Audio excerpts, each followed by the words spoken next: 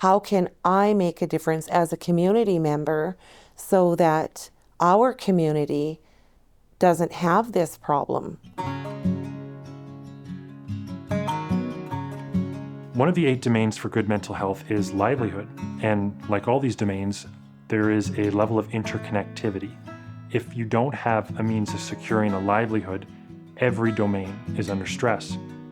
About the nature of employment in Hinton, I spoke with Dina Fuller and Kylie Nine at Hinton Employment and Learning Place, or HELP. I think it's very important because employment opens up a lot of financial stability, opportunities for growth, education. So when someone doesn't have that employment, I've seen it personally cause lots of different mental issues, then stemming into more homeless issues, food insecurity. I feel like throughout most of our programs, we definitely deal with people's mental wellness on a daily basis, whether it's in our adult learning program, whether it's in our homelessness program.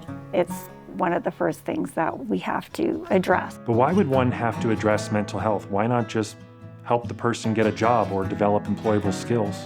Because they're not in any state to learn if their mental wellness is not good. Beyond being employed and the challenges with that, many of the businesses in Hinton are run by entrepreneurs. Being an entrepreneur there's no paycheck to fall back on. It's you putting your idea out there and generating income off that idea. That's a really risky thing.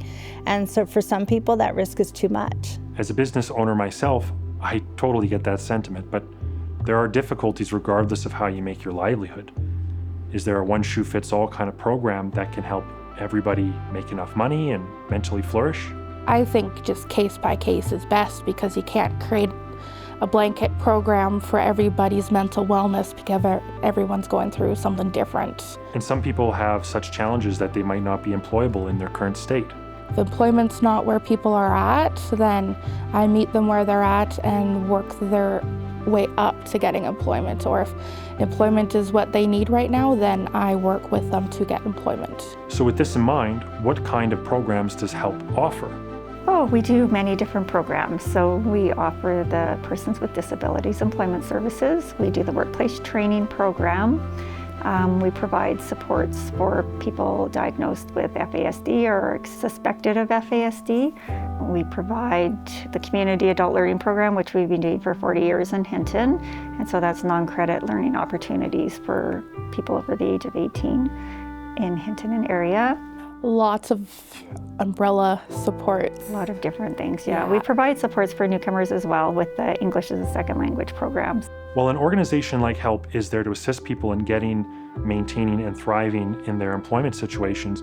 The community as a whole plays a role in attracting workers from all industries and keeping them. Nowhere is this more important than in high-level medical positions. So like Hinton, I don't know if I can say this, but like their mental health clinic has been short-staffed for 5 years. They have not been fully staffed for 5 years. I can't remember how many years it's been since they had a designated, like an actual children's therapist, because they haven't been able to fill the position. And why do you think that is? Why can't these positions? Is it just there's not enough? There's not enough staff. And the staff that come here temporarily. So for example, a really common one is when somebody's just finished school, it's hard to get a city job because you need experience. Yeah. So they'll come to the rural communities to get their year of provisional or their year of experience. And then as soon as they get that, they apply for jobs in the cities. And this kind of thing is a real problem. In fact, 1 year ago, in 2024, Hinton was down to 8 family physicians, half of what they need. The town council declared a local healthcare crisis that made federal news and ultimately voted to pass a $1 million budget from the town to support the Hinton Healthcare Foundation over a 2-year span. And a lot of that money is going to operating costs. And while today, my understanding is that Hinton has more doctors, there are still concerns about the future. Because there's just not resources, right? And a lot of our community health staff have to travel. So like our early childhood coordinator has to travel and she covers like 4 communities. Oh, wow. Right? So you might get that person in Hinton 1 day a week. For specialized assessments, for example, you are most often having to travel to Edmonton. So that's like, what, 2.5 hours from Hinton? 3 hours actually, but The doctor crisis could be an episode in and of itself. I'm mostly using this as a slingshot issue to bring us back to the nature of employment. Family doctors are an extreme example of what happens to a small community when there aren't enough of them. But there are similar issues with other professions as well. Places like Hinton need to stand out as good spots to live, work, and raise a family because a bustling community can better serve its individuals. Strength in numbers. And I think one of the challenges that people have as well is that you need your GED or your high school diploma in order to be successful to gain employment. And a lot of people don't necessarily have that. And we're seeing that more since COVID. There's a lot of younger people that are coming up that had dropped out of high school when COVID hit, of course, because it was very difficult for people to manage school at that time. And I know this seems like a litany of challenges. I'm not trying to paint a desperate image here, but I don't want to sugarcoat the real issues either, because they're important. And Dina mentioned COVID.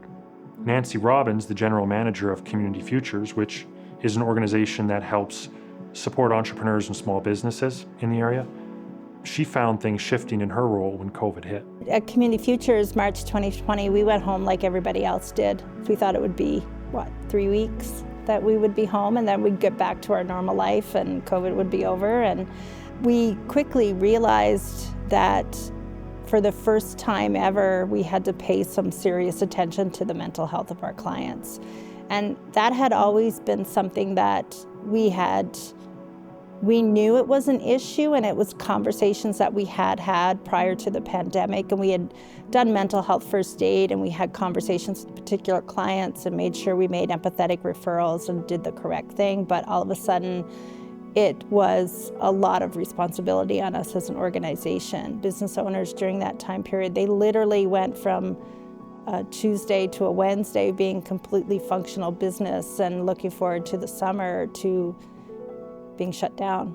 Some businesses were down for months, and many closed down entirely. The uncertainty that we all felt, I mean, people that didn't even own businesses got laid off and lost their job, and we had to navigate so many different government programs. We had a lot of conversations of, I don't know, and helping people navigate that uncertainty was stressful. It was hard. Understandably so. In fact, I was one of those businesses talking to Community Futures. I was based in Edson at the time. They do serve West Yellowhead. I can say from my own experience that Community Futures was extremely vital.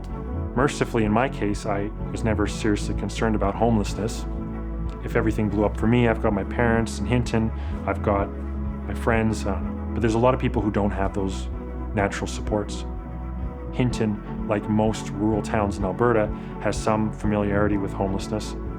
Thankfully, for the people in that situation, HELP has at least some programs to support them. We offer a lot of different homelessness support services. So we have Ready's Resource Room, and we have the day space where people can come for meals and supports, and we have 2 support workers to help people. Homelessness is a touchy subject, and there are a lot of misconceptions around the issue. Vanessa Lafleur is the homelessness coordinator at HELP, and so I asked her, Why do or how do people become homeless in this area? One of the myths that goes around with why people are homeless is because they don't want to work. The facts are people become homeless because of a number of different reasons. Everybody is a unique case. It could be a domestic violence issue. It could be because they've lost employment. Other examples, there's a significant increase in rent for many units. Unfortunately, mental health and addictions do play a role for some clients, the most vulnerable clients, and it becomes the most challenging because they've burned so many of their bridges or all of their bridges with any potential landlords in town because they're known. Yeah. I asked Vanessa what was the one thing she most wanted people of Hinton to know about homelessness. I wish that more people would understand that homelessness can affect everybody. It could be yourself, it could be your child, or adult child. It could be your parent. It really can be humbling to consider, to put yourself in someone else's shoes, you know. And furthermore, it only takes a little bit of homelessness in a community to affect everyone. Well, if people are falling through the cracks, it puts the stress on the community as a whole, right? They're not employed, which means they're probably on income support. I definitely think it's important for the community to uplift individuals that are falling through the cracks.